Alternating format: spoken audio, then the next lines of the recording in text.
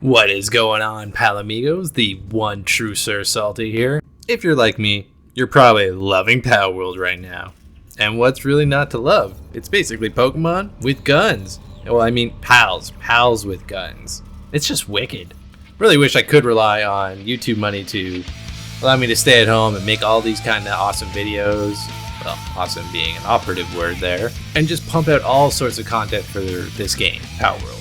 Like, so many creators have already done and possibly ruined the game for a lot of people. Unfortunately, I live in the real world, and if I had to rely on my YouTube money, well, I'd be dead right now. After all, I am just a small fry in this ocean of content creators, especially for Palworld right now. I don't even know if any of my subscribers even likes Palworld, so there's that. But either way, my kitty cat Phoenix really appreciates me not relying on my YouTube revenue.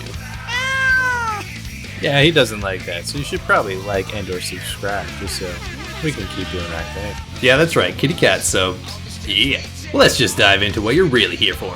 Palworld tips and tricks. Why you came here for it? Well, no idea. Probably poor life decision. Or maybe you just believe in me that much.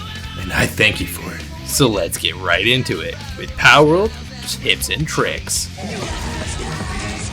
First tip coming in hot is to catch everything. In Palworld, your experience is crucial, as well as learning new and advanced technologies as you level up. And yes, even your pals get stronger. Well, that should be pretty obvious at this point. Catching everything, regardless, will increase your level drastically. So go on a catching spree, catch a ton of them, and the main thing you're shooting for is that 10 catch bonus. Once you catch a certain pal 10 times, you're going to get a big chunk of change for your effort, and you will no longer get catch bonuses for them. And if you want a certain pal that's good for your camp, then you'll probably want to get some good abilities with them too. So you're going to have to catch a lot anyways. And in a video that you've probably seen everywhere at this point, yeah, you can also farm those tower bosses and you actually catch them. Well, that's a guaranteed huge experience boost, as well as going back and killing the boss at any point every hour or so. Wow. It's not bad as long as you remember to do it, but more or less just keep catching things. You'll level up real fast. So you gotta be efficient. Try to weaken them, or best bet, catch them while they're sleeping and while their back's turned. You'll get that nice back bonus for the catch. Next up, we'll have farming Palladium early. Gotta make those pal spheres somehow, right? Early game spheres are a little annoying and tedious to grind.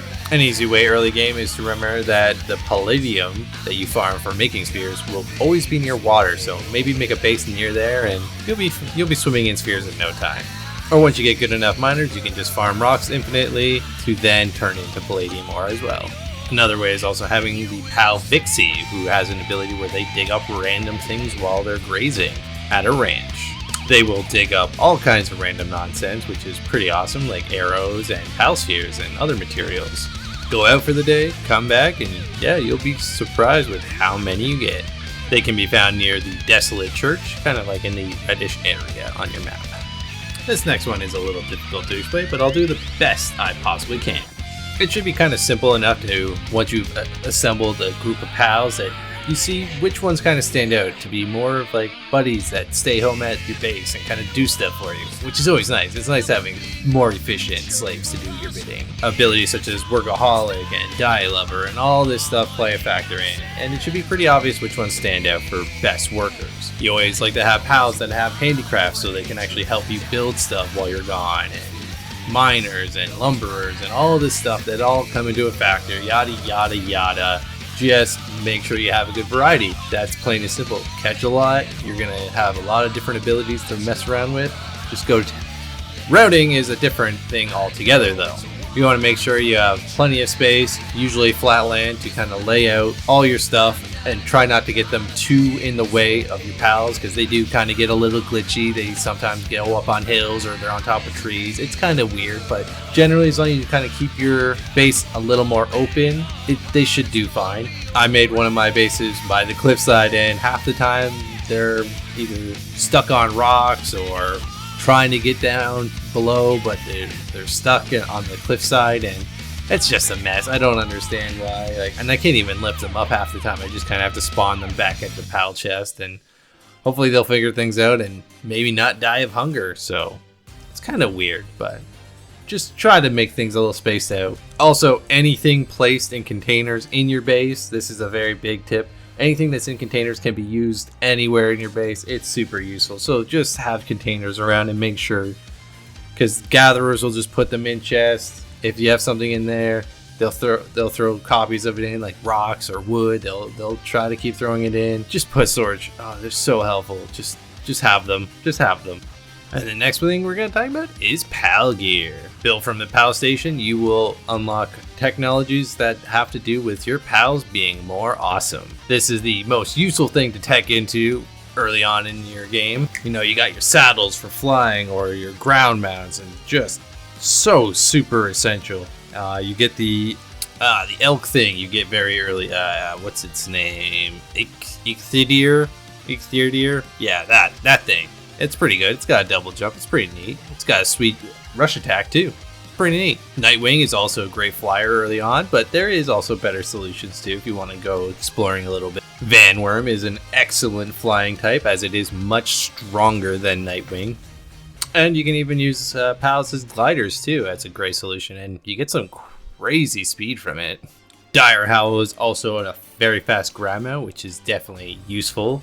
And just to save some time, since I didn't want to get footage of where you get these guys, I'm going to have in my description just the locations of any pal that I talk about in this video, just to save some time.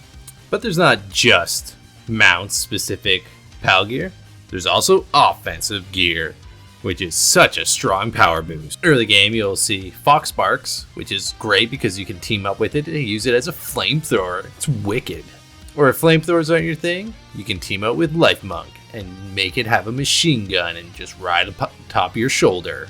Or if you're really feeling spicy, you can even get Pengullet and turn it into a bazooka. It's a little bit later on, but hell, still funny. Next up, we have dungeons and world bosses. You'll find these all over the world. World bosses are just either they'll have portals or they'll just be out in the open for you to kill. Hopefully catch though. Hopefully catch. Dungeons as well, once you've discovered them, have a set timer of 300 minutes to go and complete and do whatever, and you'll get unique rewards too, like such as ancient civilization parts, which are crucial for building lots of high-end structures for the game, like egg incubators and condensers, which I'll be talking about later, but I digress. Let's keep going. You will also gain ancient knowledge for each world boss you have killed.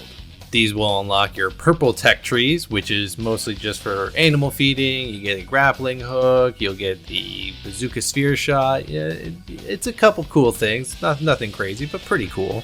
And the best thing about these is that you can repeat them. So each world boss, you can go and kill in another hour. So kill a bunch, chill, and go do it again if there are certain ones that you're after. And a lot of these world bosses are really badass and some of the best pals you can get, especially early game. So go ahead and get that sweet war set. Yeah, you know what I'm talking about. Well, this is just like a little minor one, but stats in general are pretty good. I'm not talking about your pal stats, because that's another thing entirely. I'm talking about your dude or chick stats, or whatever. They, them stats. Ugh, that thing. Whatever. They, them stats. Some of these stats I feel are really not worth leveling up in any way. My first level or two I did put into some building speed and some attack, and I immediately regretted it. Like, I will admit that it did help a little early once I, didn't have really too many pals on my camp. But that all changed very fast, very drastically. There is no reason for you to be building a lot whatsoever. Just throw some plans down, let the guys do it. You're done. Attack was another thing I'm iffy about, just because you only get like 2 attack per level. Like, I don't know, that is so worthless. I guess like maybe once you have a little bit more investment and then you get like a little more like a multiplier with your, I don't know if it will pay off. Like, probably. For instance, your weight limit, that is so huge to level up early. Getting a lot more stamina, that's crucial. Like, we all played Breath of the Wild probably. Stamina is super huge in that game. Same with health. Health in this game is crazy. Like, your shield does not last whatsoever. So having a bigger health pool to just get some of these attacks to not do very much. Like, these attacks are really fast, okay? Like, sometimes you just can't dodge them all. And you're gonna take some hits. And sometimes they hurt. So just get some health. Get some good stats. Just avoid build speed. That's all. Very simple. Moving on. Another very simple thing to go over is elemental weaknesses. I know it's a pretty big deal. It will make you do a lot more extra damage, and like typing is very similar to Pokemon, except for one major thing. There's only one weakness something will have. There's no like multiplicative, like, oh, now it's 4 times strong. There's none of that. Just one elemental weakness per thing. It's got strength, it's got weakness. Done. That is very simple. Normal is, I guess, the outlier. Like it's good, like generally good against everything. Just it does take more damage from darkness, I believe. All this is in your survival guide. There's a lot of cool stuff you can check out. Like I checked it out like well after like several hours of playing to be like, oh, this is useful information. Like heck, I didn't even know there was a slide until I was about 20 hours in. Pretty wild. Anyways, check it out. Next up, we have breeding/fusions. I am not planning to make a breeding guide because, well, it's probably already been done. Hey, someone else has probably done this kind of video, but hey, I don't care. Comment down below if you want me to make a breeding guide. I think I can make it kind of interesting at least. Anyways, you can build a breeding farm. What this allows you to do is put a male and female at this barn, and you can make them breed. There are ways to create new fusions, so like, oh, you could add a fire type to like this guy, and then make a whole new kind of pal altogether, or simply just make cool combinations that just produce crazy strong pals. I know the new hotness going around right now is making Anubis. All you need is a Penking and a Bushi, which are very simple to get. They both are world bosses, so easy way to get a very strong pal. And then all you need is cake. Like I didn't think cake was gonna be like the aphrodisiac. Like I guess for some people it would be, so you know, no judgment there. Like and subscribe for cake. Yeah, boy. You know? Anyways, making cake is fairly simple. It does require some specific things, but a lot of this you can farm, or so there's a recipe. Go get them, Tiger. Also, fun fact, you can't get any humans that you capture to breed because A, they do not have a sex, apparently. Not that there's anything wrong with that. Or B, you can't get them to do stuff at your camp. They just kind of wander around like they're like, you know, their own person. It's kind of weird. I guess it also would be weird to consider being like, you know, that guy that forces 2 humans to breed. So like, I guess I'm weird. I tried it though. I wanted to try it. It didn't work. But maybe you could breed with this Lavander. Cause damn, she is looking so fine. Actually, never mind. I don't know if I want to anymore.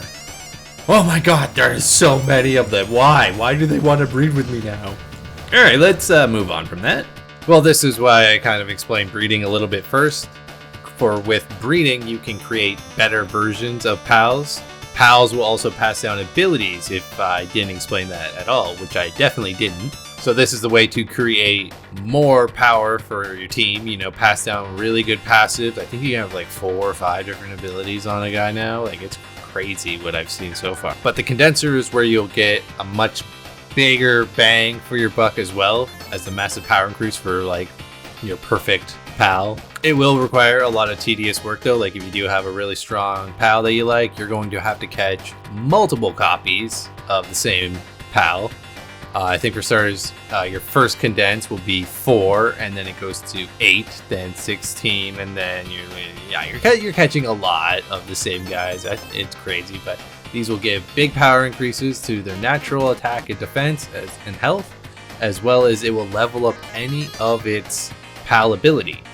Which if they have an offensive type, it will probably make it do more damage. I don't know how it affects mounts, but that would be pretty cool if it did. I don't know. I don't notice it on my Vanworm. Pretty good power increase. You should do it. Just do it. Yeah. This next one's just something simple. I don't know if anyone's found the Black Market dude. He has a couple locations that I have discovered. One was in an abandoned mine shaft where he had really crappy pals for sale, but there was also one that he was kind of switching up like different dragons, which is kind of cool, but very expensive. Like they were over 20,000 or so coins each. But the main thing, he will buy and sell pals, and from what I've noticed, the best ones tend to be like definitely rarer ones, but like I was selling Nighthawks or Nightbirds and basically the mount related ones, and it seemed like you could fetch a higher price. They didn't like any of the humans. I think abilities do have some sway in it, but not a ton. So, you know, just sell some mounts. you'll get some get some money. Sell like Galing or something. You'll get some good money out of it. But yeah, just a little tip. He likes mounts. He likes mounts. Oh, and pretty much any world boss as well. Any world boss pal. There you go. There's a little tip. Yeah, boy. And my last and final tip is nighttime hunting. If you don't have a source of light at night, I don't think it really matters too much. But the main thing is you can see two different things very clearly. Lucky pals and Lifmunk effigies. They stick out like a sore thumb when you see them. It's wild. One of my first nighttime flying rounds, I spotted Lucky immediately. It was great. I was high up in the tower. Oh, it was beautiful.